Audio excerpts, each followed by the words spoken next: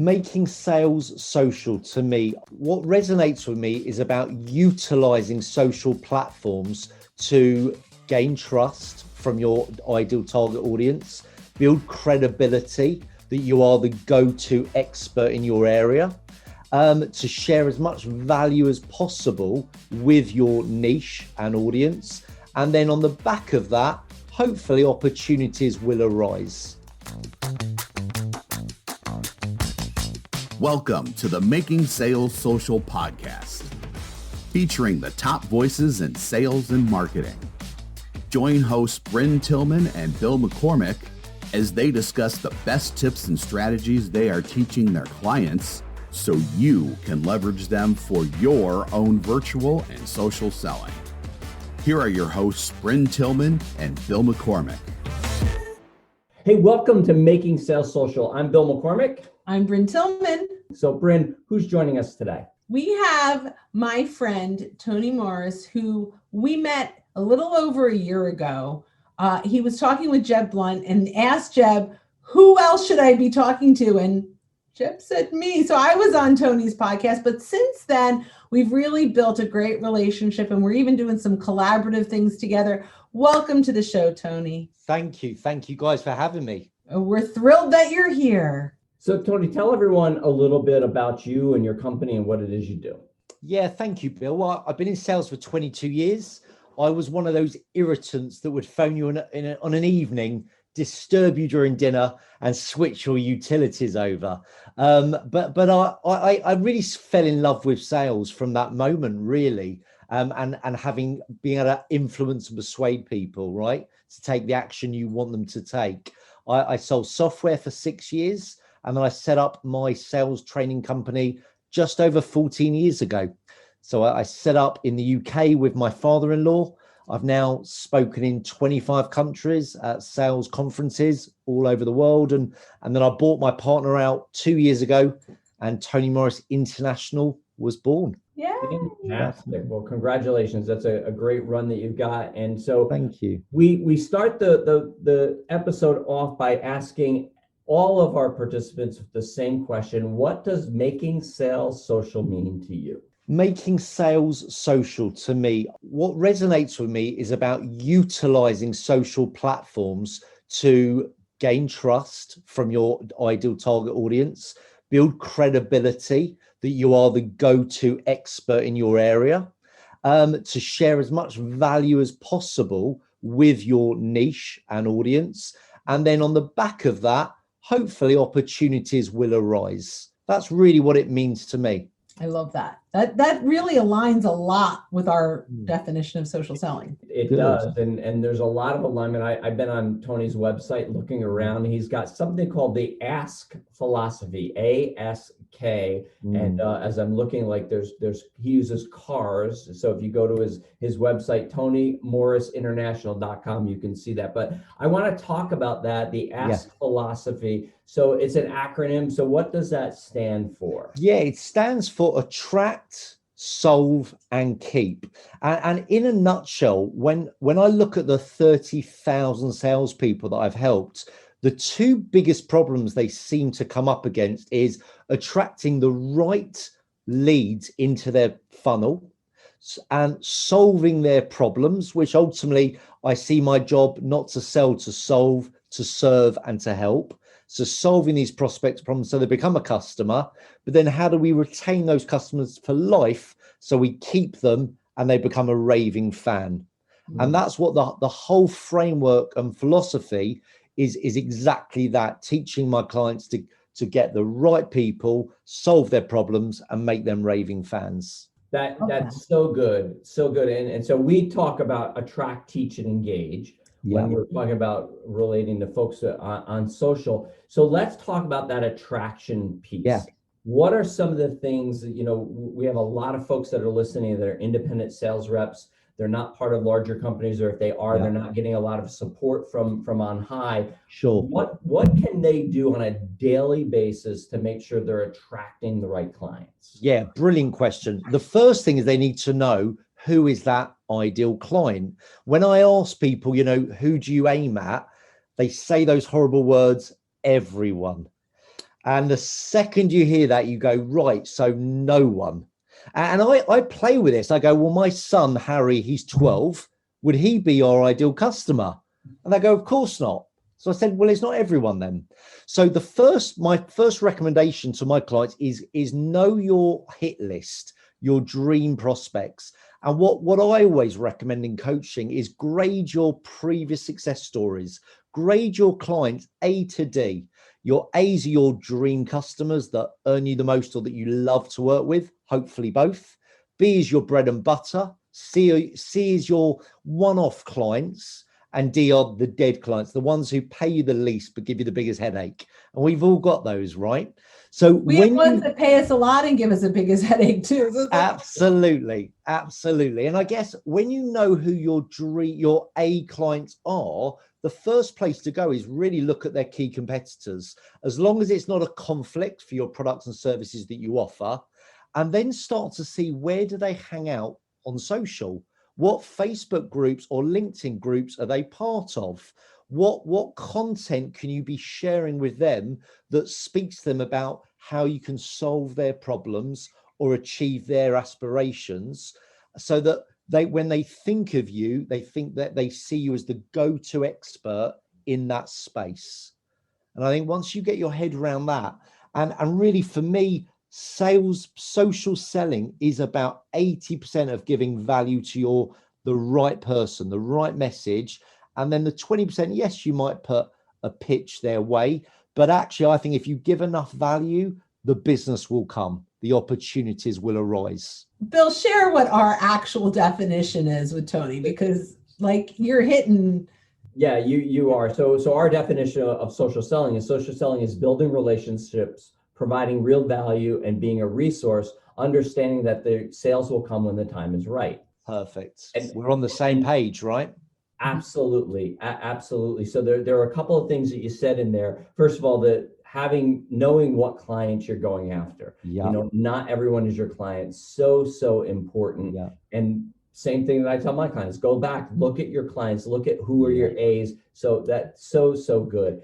I want to add to that, kind of just throw in a little LinkedIn piece there. Please. So a lot of times LinkedIn will help you to identify their competitors. If you go to the company page, on the right-hand side of a company page, you're going to find other companies that people searched. Nice. Like this company. Nice. So typically, because the biggest searches are recruiters, you're going to get very similar companies. So it's really simple. And then when you drill down to one company, you'll see more companies. Yeah, very clever. So it's a great little easy hack to leverage LinkedIn and your favorite companies and your favorite clients to find more like them. Love that. And I think that the one thing that I then suggest to my clients about using LinkedIn is, and obviously Bryn, you're the expert, not me here, but Sam and Bill is setting up triggers.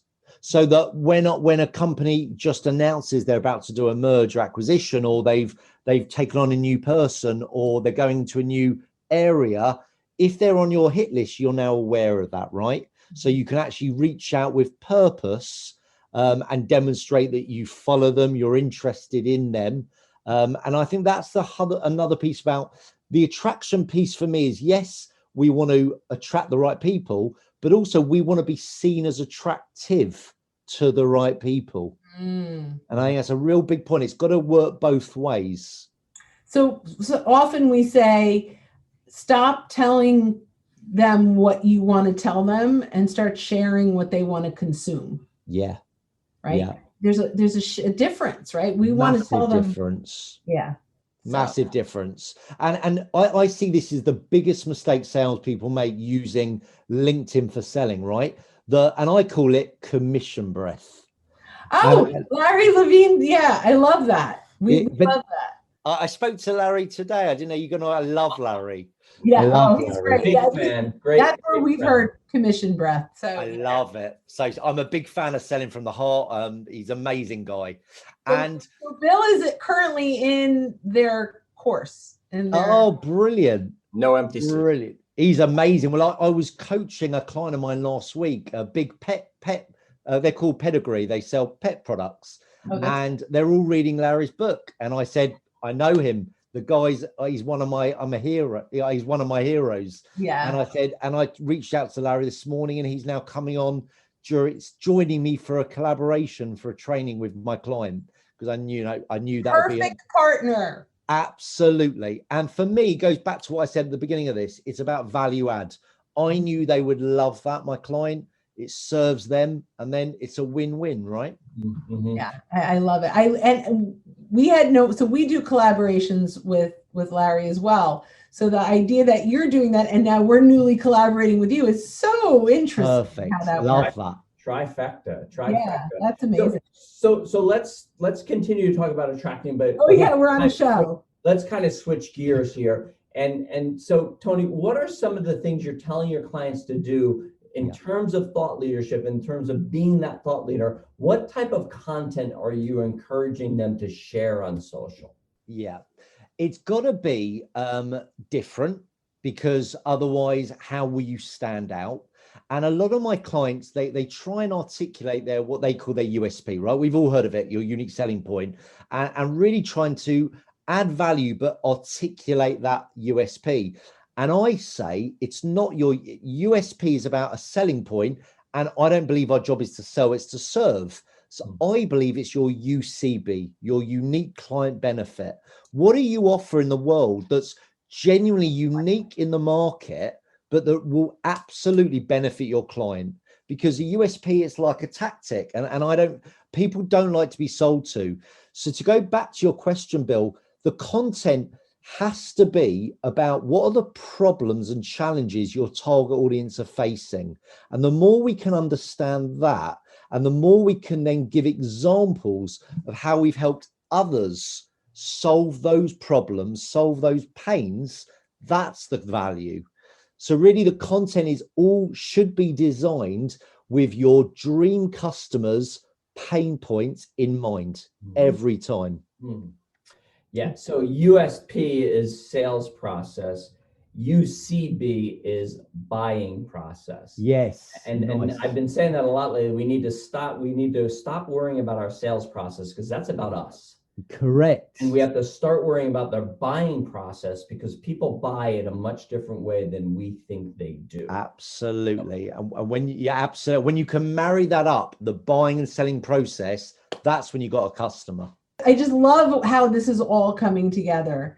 And one of the things that I've just been playing with a little bit is, are your sales questions about getting the information you need to make the sale, or are your sales questions getting them excited to buy from you? I like that.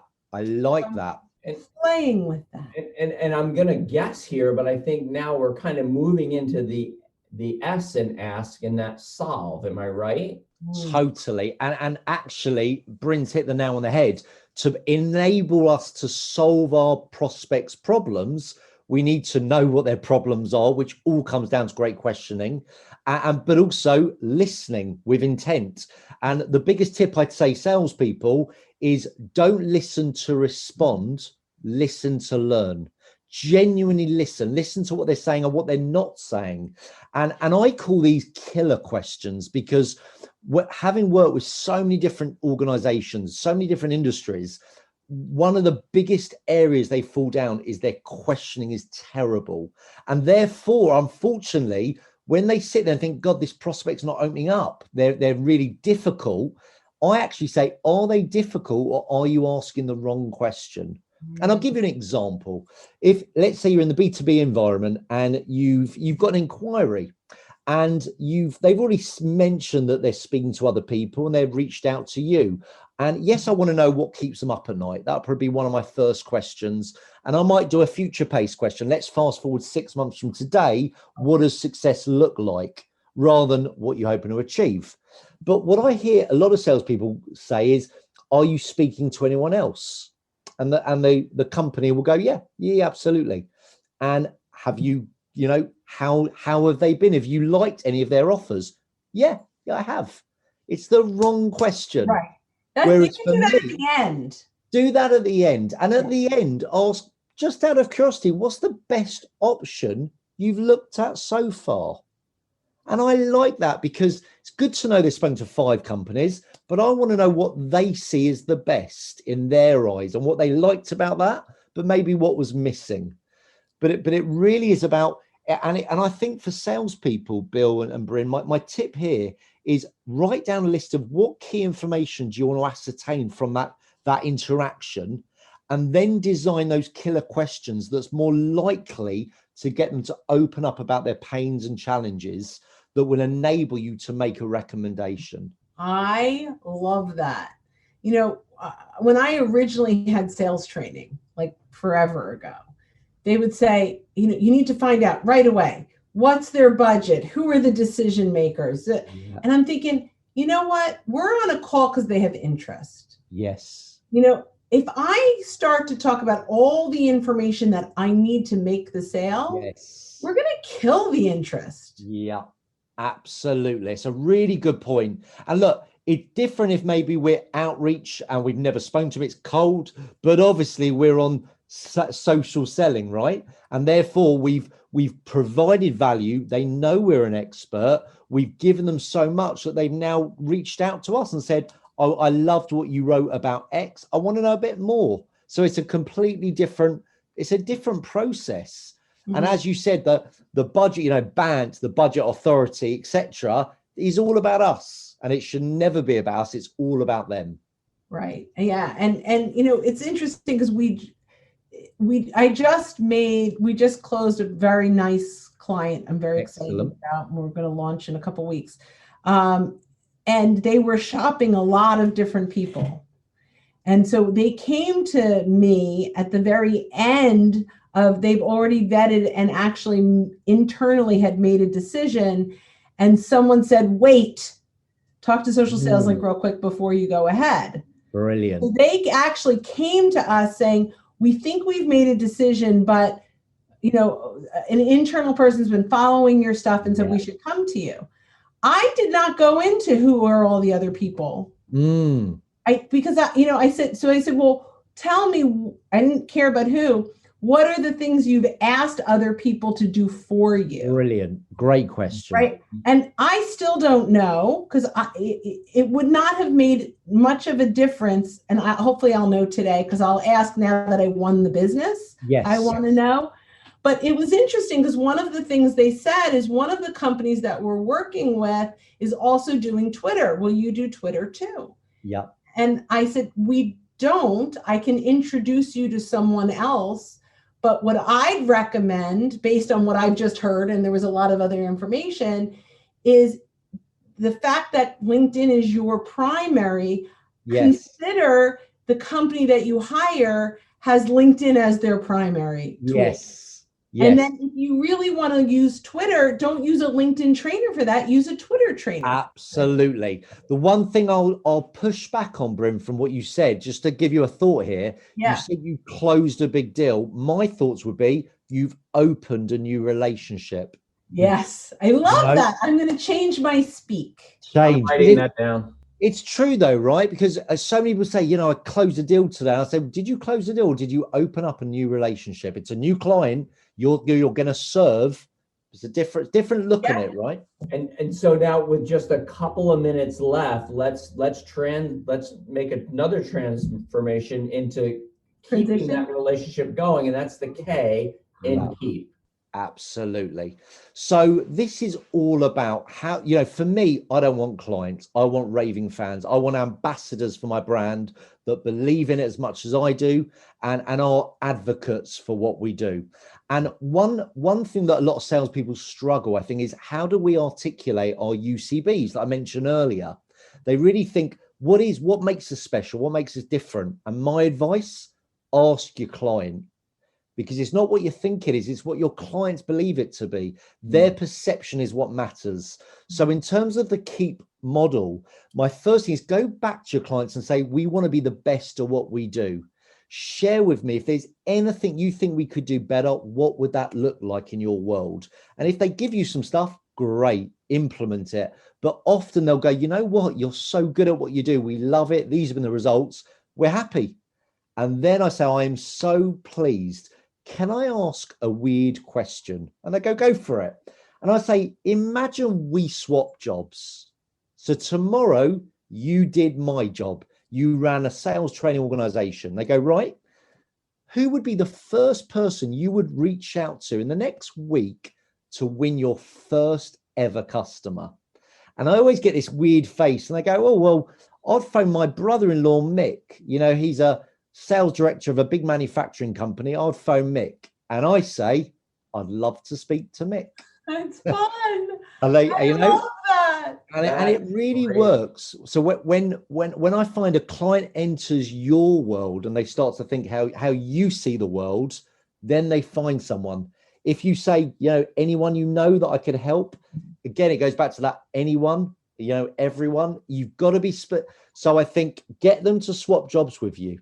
I'm going to add, because I got to add the LinkedIn piece. Please. You can also search and filter their connections and identify the 8 or 10 people that they know. Yes. And run those names by them. It may become 2 or 3 or 4 introductions or permission to name. Love that. I love that. Absolutely. And I think it's always good to say, I notice you were connected with X. How do you know one another? Correct. You know, to start that conversation. This has been so good, and we could keep going, but we're out of time. So everyone that's watching, remember the ASK acronym: attract, solve, and keep. Tony, it's been so great having you on. Tell the folks how they can stay in touch with you and connect with you. Thank you. Thank you so much, Bill. Well, as Bryn mentioned earlier, we're going to be collaborating together now with Social Sales Link. So I have a learning management platform called TMI Sales University. It's all of the content that I've taught over the last 14 years to help over 30,000 salespeople. And I've reached out to experts like both of you to get some of your content on there now for my members. So I know there's some of your content will be uploaded on there as our collaboration, but I'll be more than happy to give a free trial, and I'll send you guys a link to send out to your listeners to try it. And I'll also send out a copy of my book, as a gesture of goodwill for them to read Coffees for Closers. I'll send you an ebook that you can send to your listeners. But the best place to reach out to me, LinkedIn, Instagram, or go on my website, TonyMorrisInternational.com, and they can learn more about the different things that I'm involved with. Fantastic. Well, we will put links to all of those different offers right in the show notes. So Tony, thank you so much for being with us. To all our listeners out there, thanks for watching once again. Remember, so as you're going about your day in the days to come and you're out there selling, don't forget to make your sales social. Thanks, everyone. Bye-bye. Thanks for listening, and join us again for more special guest instructors bringing you marketing, sales training, and social selling strategies that will set you apart. Don't forget to subscribe to get the latest episodes from the Making Sales Social podcast. Leave a review down below. Tell us what you think, what you learned, and what you want to hear from us next. You can also listen to us on Apple Podcasts, Spotify, Stitcher, and Google Play. Visit our website, socialsaleslink.com, for more information.